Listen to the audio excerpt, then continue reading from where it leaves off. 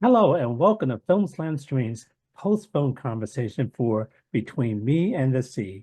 My name is Eric Siler, and I'm an instructor of film, media arts, and communications, as well as moderator for this conversation. We're very pleased to be joined by one of the directors of Between Me and the Sea, Mohsin Mohi-Ud-Din. Moshi is an artist, activist, and founder of Me We International. This is a global nonprofit organization that builds communications and storytelling interventions for psychological well-being of leadership, development, and community resilience. Moshe, we're so happy to have you join us today. Welcome. Thank you so much for having me. This is an honor. It is our honor because of the great work that you are doing out there. And one thing that you illustrated through your work is through this film, through your organization, MeWe International. So give us a little bit of backstory about how you got connected with the refugee camp and how you decided to focus on Fatima and bring about this story. Yeah, um, the best storytelling kind of offerings or engagements or productions are ones that just write themselves and happen organically. If you have the patience to let them happen organically. So, um, I'm a survivor of violence from war and abuse. My family comes from Kashmir. And growing up, my medicine was the arts. My medicine was storytelling, specifically using storytelling to reclaim some type of agency over this world that I felt was increasingly a threat to me. And it allowed me to restory my relationship with myself and the world. And these practices that I had in storytelling for my own mental health turned into a methodology. And then I created my own organization, MeWe International, to spread these methodologies of storytelling for healing and social connectedness around the world. Fatima, who's the subject and the feature of this film, she's also the co-writer of the film. She was in the first, she was amongst the first female groups of refugees I ever worked with in Zaatari refugee camp more than 10 years ago. And every year I went back to the refugee camp to continue our MeWe Syria program. Fatima would show up. She would go deeper and deeper into the storytelling practices. She started to really open up and reclaim agency of herself and actually see how creative expression was vital for her own well-being and for her relationship to the world around her. And then I started hearing whispers that, hey, Mohsin, Fatima's creating her own like storytelling exercises. Have you heard about them? I'd be like, oh no. And then we found out she was having conversations, dialogues, and storytelling conversations using her imagination and also meditation with places in nature that she's restricted from seeing. Because being in a refugee camp, typically your movement and even the amount of water you get every week is restricted. So throughout her childhood, she had never been to the sea or even remembers being in a forest, like surrounded by hundreds of trees. And you can imagine what that does to the psyche and development of a young person, right? If you imagine if you could never go to the sea or you've never seen a forest, right? So Fatima would have storytelling dialogues with these places in nature she was restricted from. I thought that would be an amazing opportunity to make a short documentary about how storytelling is medicine and how storytelling practices can be tools for healing and agency. And so I worked with my co-director, Rafe Scobithal, and we went to Zatar refugee camp in Jordan and we filmed Fatima in the refugee camp just doing her storytelling practice. And we took audio of her own storytelling, her written word, her poetry, her ideas, and formulated it into a narrative. But then the thing about this film that's amazing is that we got permission for her to leave the refugee camp for 3 days. And in those 3 days, we took her to the forest and then we took her to the sea for the first time in her life. And we filmed what would happen if she met the sea for the first time in her life. What would she say? What would she do? And that's what the film's about. And that's what the film captures. So powerful, and you can just tell the authenticity of the film in which you actually capture her expressions and her emotions. Yeah. Did the film do it justice, or when you were there, when she actually saw the forest and the sea, Yeah. uh, is the film doing it justice, or was it different when you actually saw her see it? It was the film does do it justice, but in different ways, having seen it and been there, like there's things the film doesn't capture. Like the film doesn't capture when we took her to the forest. When we took Fatima to the forest, she couldn't get out of the car because her body was so overwhelmed and also hurt because she was finally in a place that she's only dreamed about. And so this film, Eric, that we're seeing almost didn't get made because the next day we were supposed to take her to the sea. But the day that we took her to the forest, she froze, understandably, because her body was didn't know what to do when she had a moment of freedom and safety in a place in nature. And I'm only sharing this story about the forest because the forest is a part of this story that you don't see. Because what happened was Fatima listened to her body. She's a young person, sir, with a film crew waiting for her to film her in the forest. And I spent 2 hours with her, helping her get regulated again, helping her listen to her intuition again, helping her not be ashamed of listening to her feelings and advocating for herself and saying, hey, go back, rest at the hotel, and however you feel tomorrow, let's see if we can go to the sea. And if not, it's okay. Because you got this far. You made it this far. You're here. What you do here is up to you. And the next day, because of the resilience of young people, her resilience and her bravery, she got in the car. We drove towards the sea.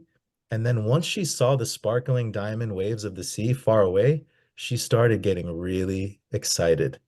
And she kept thinking that the sea was going to disappear before we got there. And we said, no, no, no, it's been here for thousands of years. It'll be there. So when she opened the car door and we got to the sea, she ran. And what you see in the film is actually her running with her sneakers on into the sea because she didn't want to wait to take her shoes, like nothing. She was just game on. And that was so empowering and beautiful to see. So you saw a moment of pain and what happens when the narratives inside of us get frozen and arrested and how it impacts our choices. But then you also see how storytelling can also be liberating. And her story actually liberated her because she confronted her fears. She confronted the thing she's restricted from and actually embraced the moment and allowed herself to have a moment of like, not failure, but just I can't, but then also allowing herself a moment to saying I can. And she Mm. reached the place that she's dreamed about. So, well, why did you decide not to show her not wanting to go into the forest? Because it's a great question. Because my storytelling approach and ethos is prioritizing the words and the voice and the narratives and the perspective and goals of who it is that we're featuring in the story.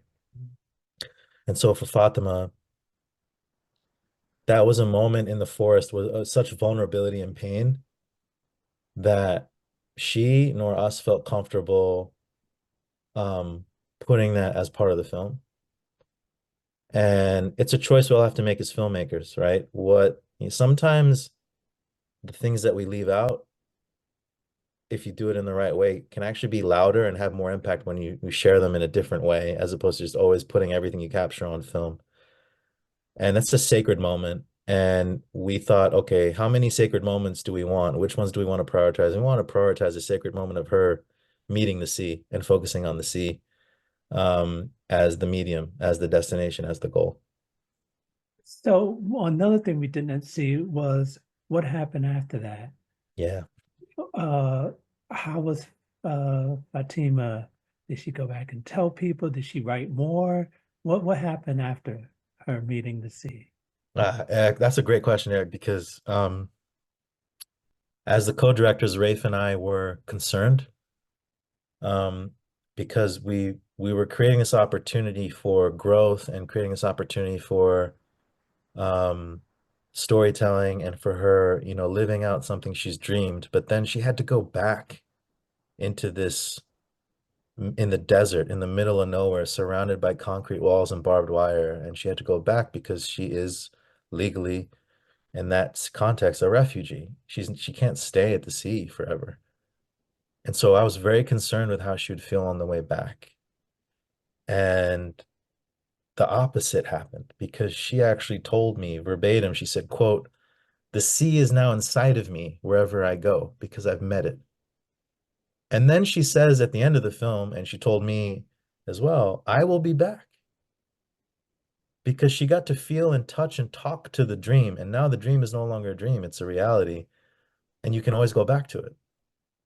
And she has that amount of self-belief and self-esteem. When she got back into the refugee camp, she was treated like a hero because there are other young girls who have never seen the sea asking her questions about it. And Fatima could actually tell them what it was like. And she reached it.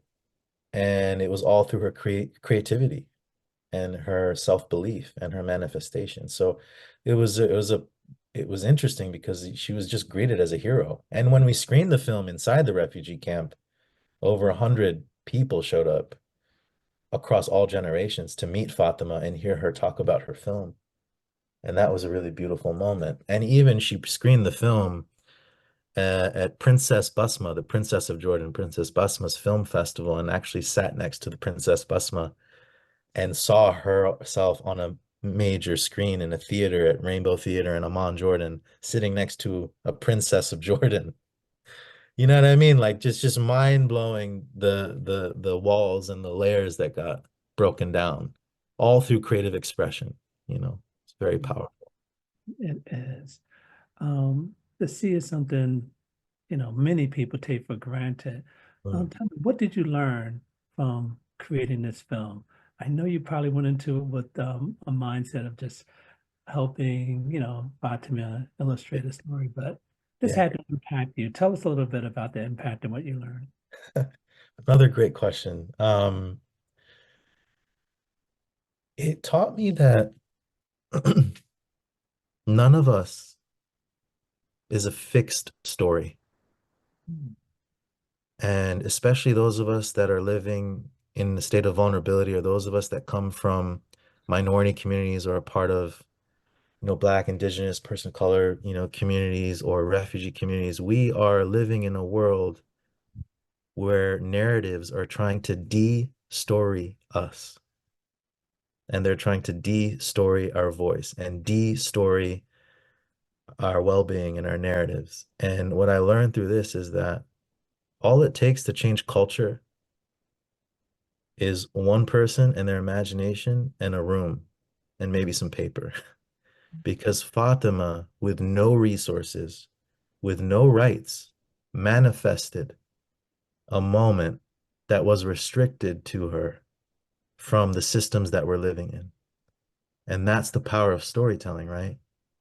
It's a time machine, but it's also a meaning-making machine. It's also a process of manifestation. It's a process of connectedness. And this story that was in her mind, she actually put it to words and paper and gave it form. And then we turned it into an actual visual experience in a film that's now traveled the world. Like, it just taught me the power and the essence of creativity as a pillar of health, as a pillar of human rights, as a pillar of social transformation. There's a reason why wars and empires rise and fall. All these things happen, but what remains are the stories. What remains is the art. And we take that for granted. And every single one of us, like Fatima, is a living, breathing story of change. And if we tap into that power, we can reclaim our health, we can reclaim our relationships, we can reclaim our destinies and our rights. And Fatima is an example of that. Did it solve the world's problems? No. But did it transform her life? Yes. And did it transform her relationships and the people around her? Yes. Did it inspire people and give hope to people? Yes. Thousands of them around the world. One person in a refugee camp did all that through film, through storytelling, right? And my organization, also we, it's named after Muhammad Ali, greatest of all time, human rights champion. And he's an example of that too. Muhammad Ali was Cassius Clay. And he gave himself permission to restory his life, restory himself to things beyond the pain and injustice around him. And he changed the world. And Fatima did the same thing. And we all have that power, by the way, every single one of us. That's very powerful, Mohsin, very powerful. And I hope uh, everyone watching can realize that in themselves. Everyone has a story. I had to write it down. None of us is a fixed story. So Yes. powerful. Uh, you spoke about how this experience changed Fatima's life. Give us an update on what she's doing now. Well, Fatima was took her practice and actually started facilitating her own storytelling for healing groups with other women. So she was becoming a community facilitator for different arts-based programs. Um, she recently got married, and through that, she got permission to begin her life outside of the refugee camp. So she's still restricted to the country she's in, but she's no longer inside Zaatari, and she's growing, and she's still, like all the Syrian refugees and refugees around the world, are struggling. But she's had these moments of she's internally transformed, and she still has goals and things she needs to fight for, and we still need to fight for people like her to have a life of dignity and equity and rights. So the work is not done, and her story is still continuing, but she is on a path that is more her own than she was before, for sure. After shot, edited this film, and had it screened at festivals, I mean, what do you do next? I mean, isn't there a sense of like, I don't want to say guilt, but you have to do more and more. If you change one life, you have to do more. So what did you do after this? Or what do you plan to do after this based on this work? You just can't stop with Fatima. What's Oh, that's a great question. You're asking great questions there. So the beautiful thing about this was this film wasn't made because we started out saying we were going to make a film. This film was made because I have been doing deep community building work around the world for 15 years with my organization, MeWe International. There are wells of creativity and narratives that are now opened because of the work that we've been doing in communities around the world. And now what I want to do is dip the bucket or dip the glass into those wells of creativity and those new wells of new voices from around the world and make more storytelling productions in this approach that we made with Fatima. Um, Fatima's film was, I had to invest in myself to make this film. We didn't have a lot of support. And in fact, people told me it wasn't going to do anything and it was crazy. And I'm only saying this because there's a lot of young people that are going to hear people telling them, your film ain't going to do anything. That's not enough money to make a film. All the reasons why you can't do it, I heard them with this film that you've seen. And this film, the process of making this film was more important than the product. The process of making this film had an intention of supporting this displaced young girl's creativity and voice and like uplifting it for the world.